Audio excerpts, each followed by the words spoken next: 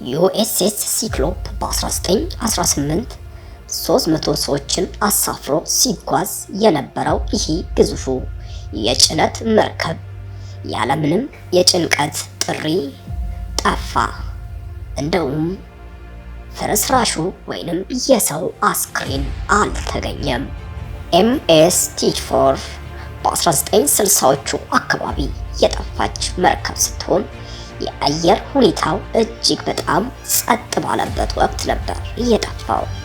ስታር ታይገር በ1948 ከአዞረስ ወደ ቤርሙዳ ሲበር የነበረ አውሮፕላን ሲሆን ምንም አይነት ብልሽት ሳይገጥመው በድንገት ከራዳር ውጪ ሆኗል። እነዚህ ክስተቶች አንድ የሚያመሳስላቸው ነገር አለ።